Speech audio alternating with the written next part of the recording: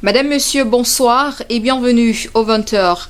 Au sommaire de cette autre édition de l'information sur DBS Télévision, fonction publique, l'absentéisme, le mal qui mine, les fonctionnaires se font désirer dans les bureaux, les causes sont multiples et le gouvernement camerounais entend lancer une autre bataille pour juguler le mal, mais le défi paraît insurmontable tant il est profond. La haine est profonde entre le vice-président du SDF Joshua Ozi et le président régional Jean-Michel Ninche. Les deux députés font des révélations par médias interposés. En toile de fond, la succession du chairman. Chantier naval et industriel du Cameroun, la structure ne cesse de tanguer depuis plus de 10 ans. La grève débutée hier remet au goût du jour le malaise social. Dans cette édition, retour sur un fleuron de l'industrie camerounaise au bord du gouffre. Voilà l'essentiel à retenir dans ce sommaire. On se retrouve dans un instant.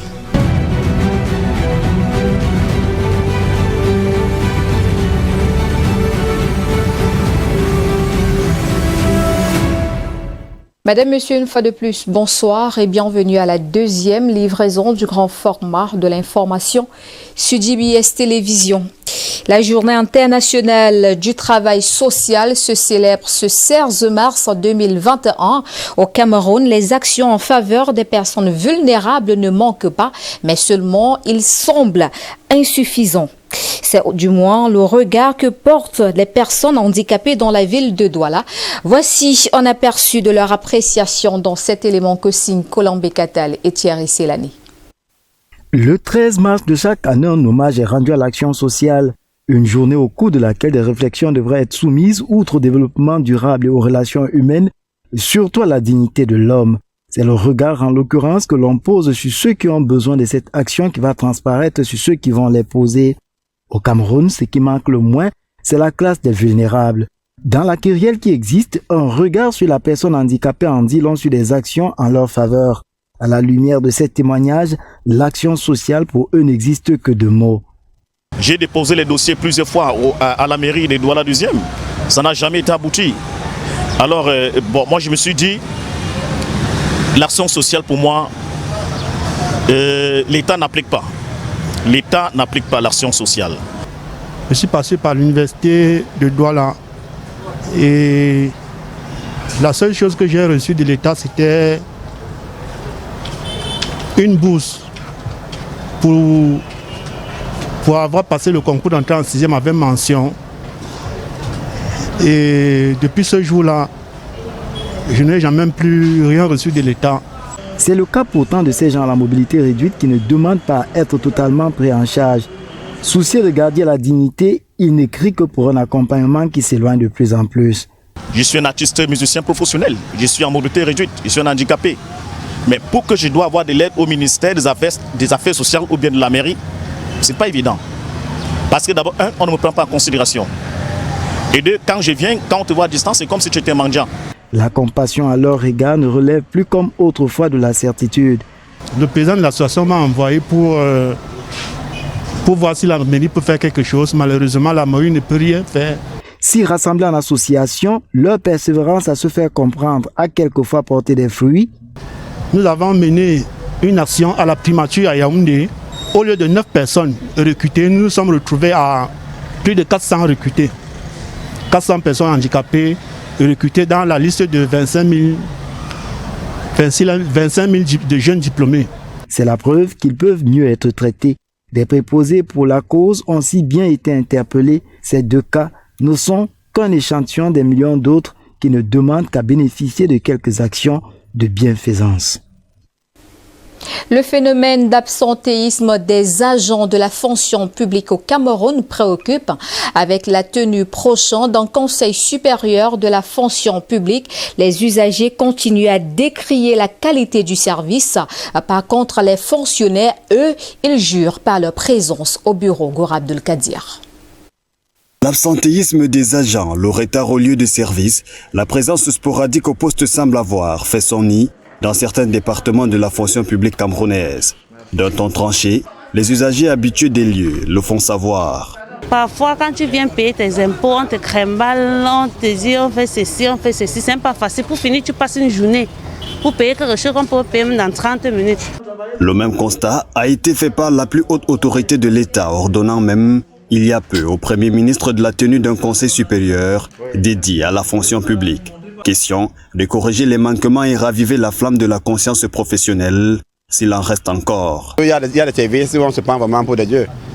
Nous espérons qu'avec ça, au moins, ça va ramener, chacun va revenir à l'ordre. Les usagers souffraient, l'absentéisme et autres. Mais il y a de cela quelques temps, il y a des améliorations au niveau du travail. Ils essayent d'être ponctuels. Mais à côté de ce tableau assez sombre que beaucoup attribuent aux fonctionnaires en service dans les zones rurales et périurbains, certains services administratifs s'illustrent néanmoins et font office d'un élève assidu. Il n'est pas forcé de constater l'absence au bureau, mais les gens sont plus sur le terrain, c'est ça que je voulais dire. Donc l'administration de l'environnement est essentiellement actif sur le terrain. Le service tourne ici certes, le personnel veille, mais tout à côté, plus d'un appelle davantage à la disponibilité des agents, la continuité du service pour une fonction publique citoyenne. Depuis hier lundi, les activités au chantier naval et industriel du Cameroun sont au point mort. Les employés observent un mouvement d'humeur, un scénario devenu récurrent dans ce chantier depuis plus de 10 ans. Les causes avec vous, Hervé Mokouri. Le chantier naval et industriel du Cameroun, fleuron de l'industrie camerounaise jusqu'à la fin de la décennie 2000, n'est plus qu'un vieux bateau de mer transformé en siège de revendications sociales. Le dernier mouvement d'humeur des employés remonte au lundi 15 mars 2021. La énième grève avec en toile de fond les mêmes revendications. Deux éléments sont à l'origine de la situation que connaît le chantier naval du Cameroun depuis une dizaine d'années. Les problèmes de trésorerie et les tensions sociales. Et si on en est arrivé là, c'est à cause de la cupidité de certains dirigeants et des guerres intestines. Des cadres habités à la fois par une jalousie sourde et vorace ont efficacement contribué à mettre les bâtons dans les roues à celui qui à l'époque était le seul ingénieur naval connu au Cameroun et qui a contribué à la création du chantier naval et industriel du Cameroun et a dirigé ces structures pendant 2 décennies. Accusé de détournement, il a été limogé en 2008. Zakaüsh Fongindam, pour ne pas le citer, sera par la suite arrêté et incarcéré pour le restant de sa vie. À son limogeage, en 2008, le chantier naval et industriel du Cameroun affichait une performance de 30 milliards de francs CFA en termes de chiffre d'affaires. 2 ans après son départ, le chiffre d'affaires du chantier naval et industriel du Cameroun a plongé à 6 milliards de francs CFA. 24 milliards ont pris une voie inconnue. 3 ans plus tard, c'est-à-dire en 2013, le chiffre d'affaires est passé de 6 milliards de francs CFA à 3 milliards. Entre-temps, l'effectif a triplé, contribuant à alourdir les charges. Quand on commande, elles se faisaient de plus en plus rares. Depuis lors, le chantier naval est entré dans un tourbillon, avec des tensions récurrentes dans la trésorerie. Entre 2008 et 2020, le chantier naval a vu défiler à sa tête 7 directeurs généraux, parmi lesquels 2 Coréens qui ne garderont pas du tout un bon souvenir de leur passage. Leur marge de manœuvre ayant été réduite à se tourner les pouces et être à la merci de la mafia gouvernementale. Sous la pression des employés, ils ont quitté le Cameroun en catimini, laissant une structure moribonde dans laquelle Bernard Bayiha, pourtant nommé à la tête en 2014, n'a jamais pris fonction. Le poste est resté vacant pendant 6 ans. Le sujet lié au contrôle des transports routiers ne cesse de faire parler de lui. Il est constaté dans la société de nombreux abus liés à cette fonction préventive et à cet effet, le ministre de Transport a communiqué sur sa page Facebook des messages importants à l'usager de connaître tous ses droits. Alit Mama et Constantin Nundomki. Le contrôle routier suscite moult interrogations chez les usagers car ces derniers dénoncent de nombreux abus. Des abus qui ont interpellé l'attention du ministère camerounais des Transports qui a déclaré dans ce communiqué, je cite, « Mon attention a été appelée sur les multiples exemptions dont se rendent coupables les équipes de prévention routière déployés sur les principaux axes routiers du territoire national, en totale méconnaissance des dispositions législatives et réglementaires, ainsi que de la lettre et de l'esprit de mes instructions en rapport avec cette activité. Fin de citation. En effet, dans cette note réchauffée par ce code datant du 20 mars 2020, le ministère a souligné qu'il lui revenait que ces équipes interviennent souvent sans mandat de mission formelle et intègrent souvent en leur sein des personnes sans lien avec son institution. De nombreux autres mots sont aussi déplorés, notamment les contrôles les jours non ouvrables et la perception non autorisée des sommes d'argent présumées correspondre aux amendes relatives aux infractions. Pour y remédier, il a été publié le 15 mars sur la page officielle du ministère ce message informatif. Vous êtes interpellé par un agent de prévention routière du ministère des Transports. Demandez-lui poliment sa lettre de mission autorisant sa présence en route. Les contrôles des agents de prévention routière du ministère des Transports ne se font pas les week-ends et la nuit. Les agents de prévention routière du ministère des Transports sont habillés avec les polos et les chasubles de couleur orange. L'utilisation de la herse est interdite. Ne vous faites pas arnaquer sur la route. Nul n'est donc censé ignorer la loi. Formation professionnelle agro-pastorale et halieutique, le comité de pilotage réuni à sa 18e session ce jour à Yaoundé dans l'objectif de poursuivre la consolidation, le perfectionnement des acquis et la pérennisation de la rénovation. Les travaux ont été coprésidés par le ministre de l'Agriculture et celui de l'Élevage. Judine Dongo et Anissé Onana. Mesdames et messieurs les commissaires, la 18e session du comité de pilotage du programme d'appui à la formation professionnelle agro-pastorale et halieutique marque un tournant décisif dans la mise en œuvre des activités. En effet, le programme AFOP est entré dans sa 3e phase avec 2 missions essentielles, à savoir la consolidation et le perfectionnement des acquis des 2 premières phases, puis la pérennisation des acquis de la rénovation. À mi-parcours, il y a lieu de se satisfaire, notamment du développement des bassins de production ainsi que des actions de pérennisation. Cette pérennisation, faut-il le relever pour s'en féliciter, est d'autant plus importante que la rénovation du dispositif de formation et d'insertion au Cameroun jouit aujourd'hui d'une reconnaissance internationale. En effet, l'expérience du programme AFOP a été retenue parmi les 10 initiatives porteuses en matière de développement du capital humain dans le monde et a fait l'objet en 2020 d'une capitalisation à travers une étude commandée par la FAO. Concrètement, le dispositif rénové qu'on appelle vulgairement programme AFOP, c'est un dispositif qui a aujourd'hui 122 structures, dont 96 centres et 26 écoles qui couvrent l'ensemble du territoire, qui prépare les jeunes à 11 parcours de métiers et qui, au terme desquels on accompagne certains à s'installer et à créer de la richesse. Une étude de l'économie de cette disposition révèle que les jeunes installés, au nombre de 3800 au total, ont produit en 2020 une richesse de 6,5 milliards de francs CFA. Politique à présent, en bref et en images, la bataille est résolument lancée au sein du SDF. L'annonce d'un imminent départ du chairman John Frundi aiguise les appétits de 2 pontes du SDF. Joshua Ozi et Jean-Michel Ninche se livrent à une bataille par médias interposés. Les 2 députés de la nation sous la bannière du parti de la balance font des révélations incendiaires. La dernière sortie en date est celle de Jean-Michel Nietzsche ce matin sur les ondes de la radio Equinox. Dans un extrait, le député de Voré-Est n'hésite pas à porter des accusations graves contre son camarade du parti, Joshua Ozi, par ailleurs député à l'Assemblée nationale comme lui. Suivez cet extrait. Je suis un ambazonien, comme mon père était maquisard. Mon père était maquisard.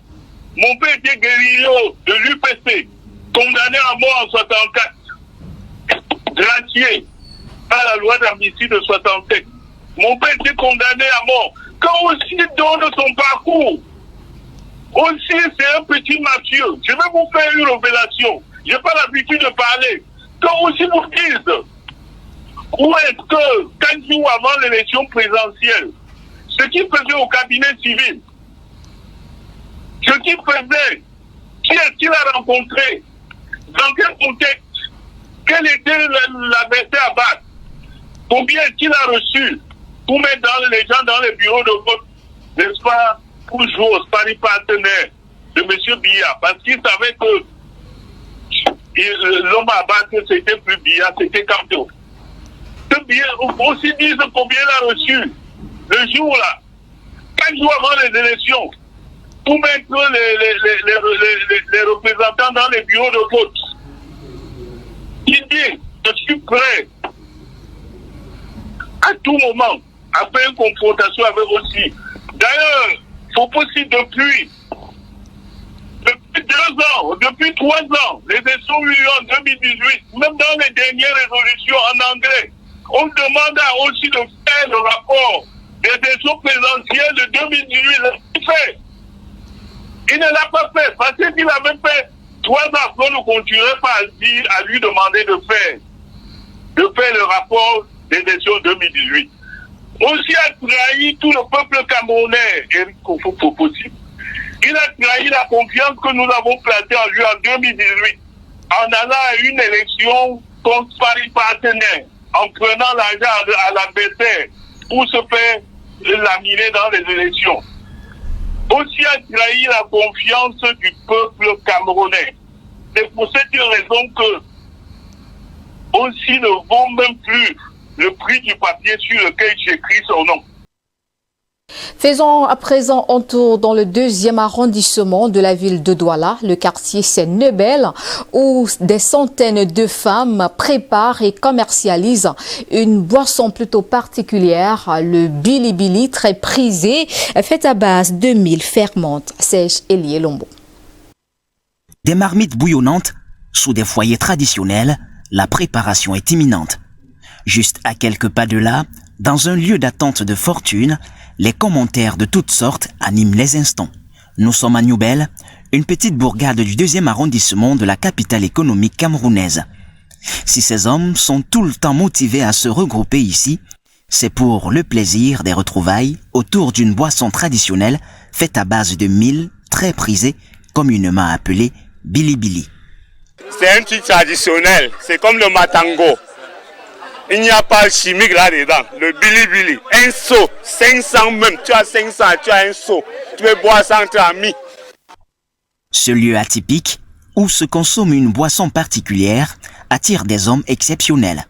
Si avec 100 francs CFA, on peut avoir un bol du précieux nectar, contrairement à la bière qui coûte à partir de 650 francs CFA, pour les habitués, leur abonnement en ces lieux ne se justifie pas toujours à leur bourse.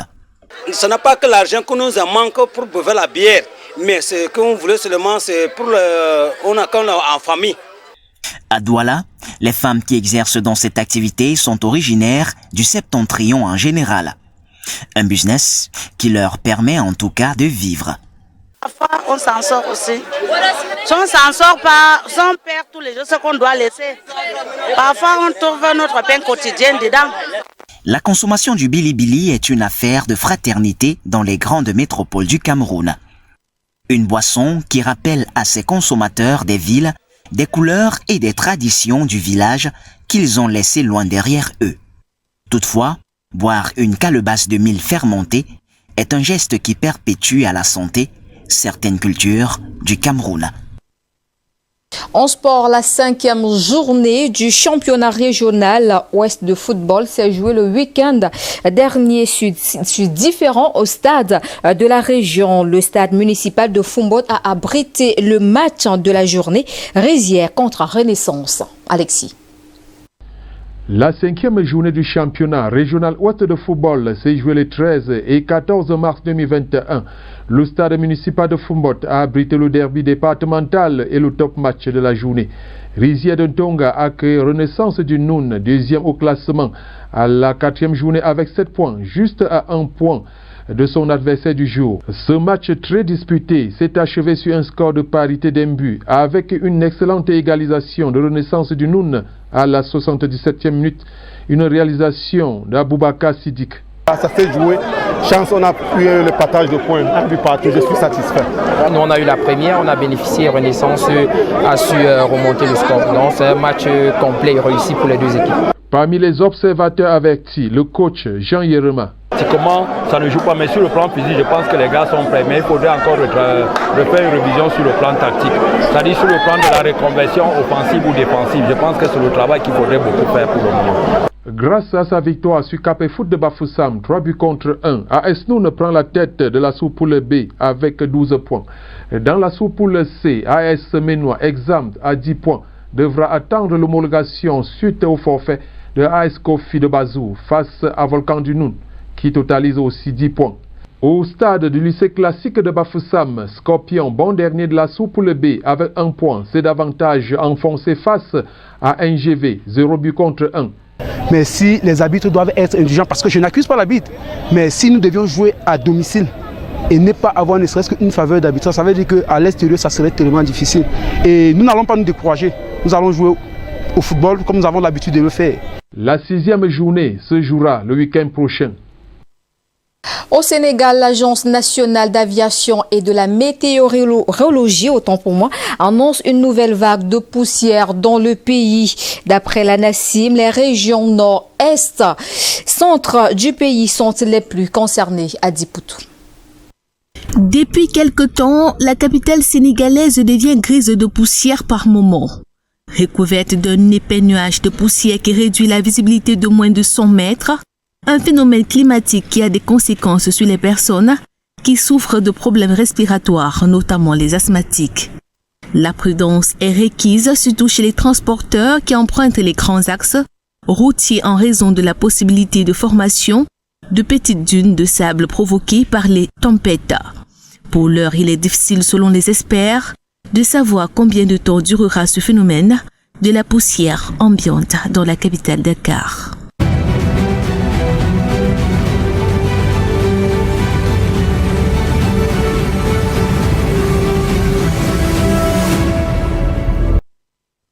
Nous vous amenons à Lobé, à 10 km de la ville de Kribi. Ce haut lieu touristique doit sa renommée aux chutes. Mais au-delà des chutes de la Lobé, le touriste qui débarque sur le site découvre aussi l'œuvre des artisans. La dextérité des conducteurs de pirogues, l'esprit créatif des artistes et le professionnalisme des guides touristiques.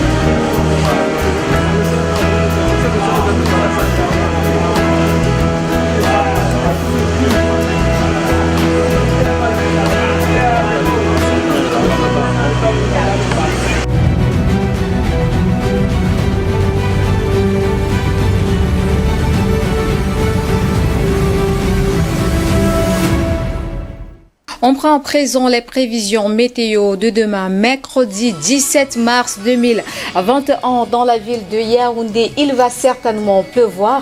Nous aurons 29 degrés en journée, au soir 22 degrés. Et dans la ville de Douala, plutôt des orages, 31 degrés au soir, 25 degrés. À l'ouest du pays, même climat qu'à Douala, 27 degrés en journée, au soir 17.